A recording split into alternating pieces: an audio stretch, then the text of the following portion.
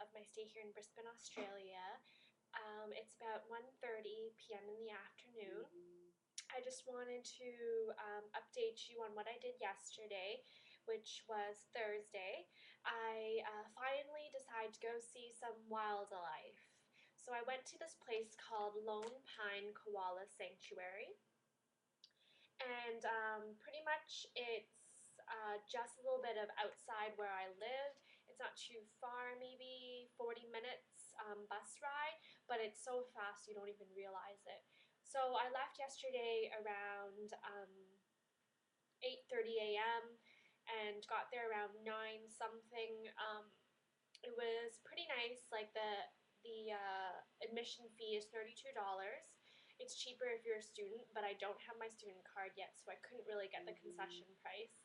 Um, so basically, when you get in, there's pretty much a bunch of animals to see.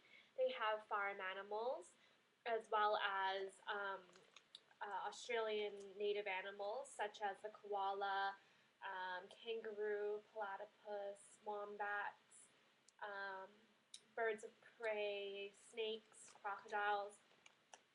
But pretty much the reason why I was there was because I wanted to see the koalas and kangaroos.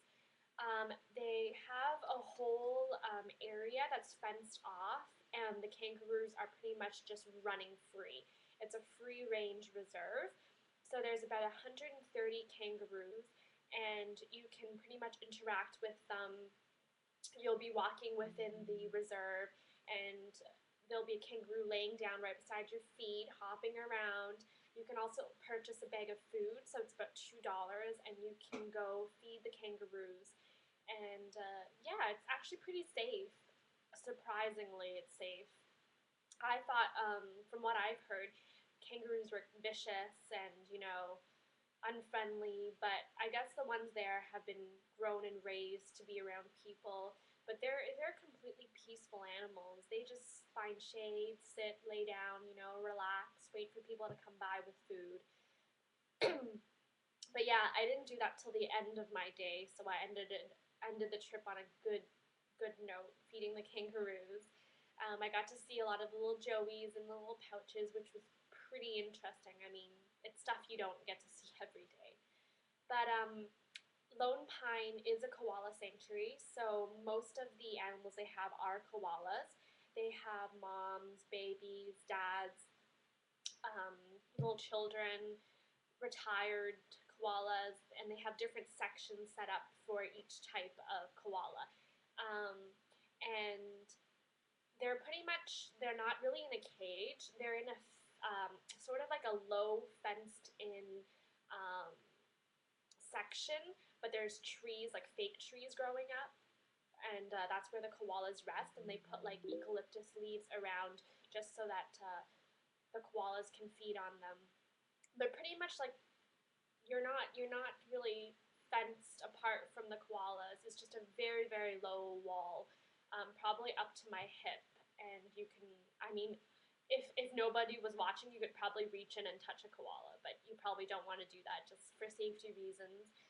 But yeah, they have shows throughout the day, from the moment they open to the moment they close, and there's like shows about talking about koalas, um, about birds, about anything, any animal that they have in the zoo, and they're all short talks, so you get a little description about what they are and little characteristics about them. So another thing that was really cool at Lone Pine was that you can pay to take a picture with a koala, and it's called cuddling a koala. You can see this on the front right there. You pretty much pay on the website. It says you pay $6 for a photo and then $12 for a digital photo. But when you get there, you realize that's not true. I paid $16 and you get a photo like this, and that allows you to also take pictures with your own camera. So a guy professionally takes a digital one for you, develops this for you, and then you can take more on your own photo. But it's pretty cool. Like, you get to hold a koala. There's a specific way to hold it. They tell you to be like a tree, so you're really still and you put your hand over each other like this, and that's how you're basically supporting the koala, and the koala kind of just hangs on to you. Um, their hair is not what I imagined it to be. I thought it was going to be really soft and furry, but it's not. It's actually pretty coarse. I think they do have a koala that does have very soft hair, but I think most koalas are really rough and coarse. But yeah, they're pretty heavy, and they're just amazing creatures. I can't believe there's such a thing. But that was really fun doing that. And you can purchase different types of packages for different prices. But I did the cheapest one, which was $16. And yeah, so going back to the kangaroos, that's what I did at the end of the day. And the kangaroos were really, really fun to be around. You can really tell the difference between the male and the females. The males are really buff. Like, you can see, like, it looks like they have like little pectoral muscles and abs, and like their shoulders are really like muscular, and their hands are all, I don't know what you call them. They're huge, like they're large, and the females are really slim and slender. They have like really beautiful eyelashes, and they're really short. When you get them to stand up next to each other, like you can see the height differences. So it's really easy to tell like a male and a female. Um, yeah, so like I think they're very used to being fed by people. So as soon as people walk in, they're like looking for the bag of food. And when you have a bag of food, I find the males are very, very aggressive. They hop right up to you and they're just sticking their face in your face, ready to be fed, you know. And they tell you not to hold your hand up too high with the feet because they do tend to grab your arm and push it down, and their claws are pretty like sharp and thick, so you have to be really careful with that. Um, but generally, they're very nice creatures. Like they don't attack you or anything like that. Not what I've heard from some of the people. Um, but yeah, they know that when people are around, it means they're going to be fed. And you know, like the feeling that you have when they're eating from your palm, it's like pretty much like a horse. Like it doesn't feel really different. And you can go ahead and pet them too. Like they don't turn around and like snap at you, or you know, they're completely okay with being touched and pet. Like you could pet it like a dog or a horse, and they don't even care. And the cute thing is, we reached under and we scratched its neck and its chest, and it actually put its head up and like really enjoyed it. So it was really cute. Um, their hair is a lot finer and softer than a koala, but they do shed a lot.